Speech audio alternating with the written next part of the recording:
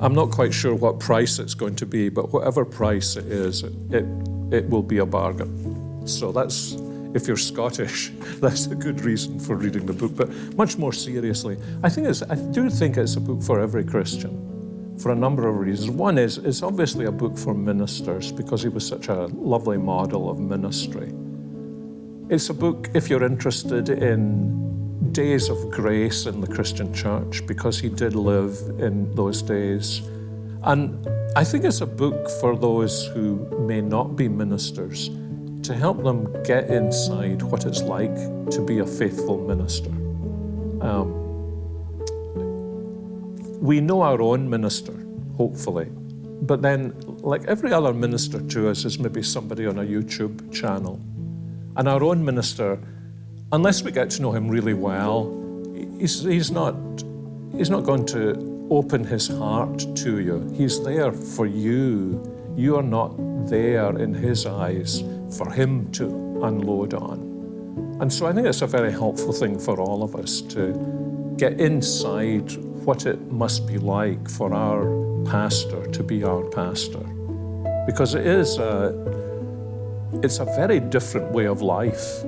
I mean, even from the point of view of, we all go to worship together on Sunday, but he goes there to worship with us, but actually he goes there with this huge burden on his back. We may think that when the service is over, he feels elated, but he may be just overcome with a sense of how inadequate he's been. He, I'm sure, is frequently touched with a sense of his own sinfulness.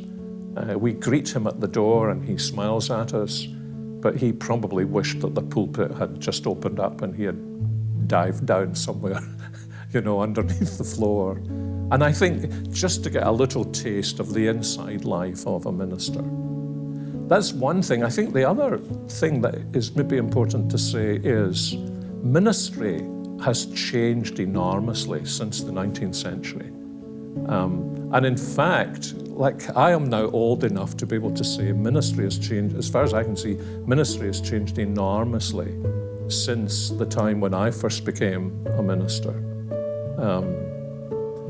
And in those days, ministers preached a great deal. They visited an enormous amount. They knew their people intimately.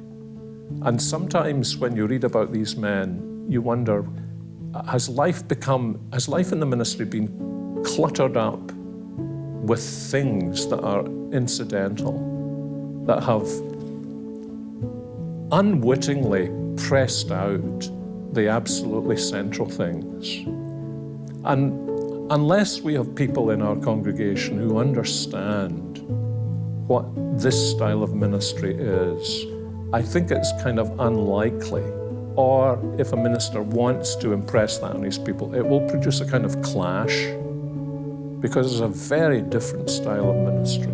So remember, when I was ordained, Sam, when I was 23, I was assistant minister in a city centre church where people came from all round Glasgow. So none of them lived in what you would call the parish. And apart from all the other things I did as a youngster, I visited 20 homes every week. And I suspect there are ministers now who don't visit 20 homes in a month. So what is consuming our time and energy? These men preached 3-4 times a week. Many ministers now preach once a week. So it kind of raises the question, what is it that has pushed out what Alexander Moody Stuart and others regarded as really absolutely central to ministry, and why has it pushed it out? And if this is worthwhile, if to sit under Alexander Moody Stuart would be something we would regard as a spiritual benediction and even a treat, what do we need to do to return to that kind of ministry?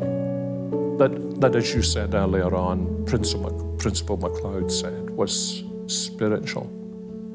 And I think that is the huge need in our times for ministry that is not just educational, nor just exhortatory, but actually is spiritual, introduces us to the living Lord Jesus Christ, helps us to understand that today he is the same as he was yesterday in the pages of the Gospels. And I think this was part of Moody Stuart's genius, really, and it does come out in the Three Marys. The Three Marys is actually not about the Three Marys. It's really about Christ. And I think I've become more and more convinced that that is what we need to return to. Not just the surface exegesis of the text, but the one to whom the text points. And Moody Stuart's just a wonderful example of that.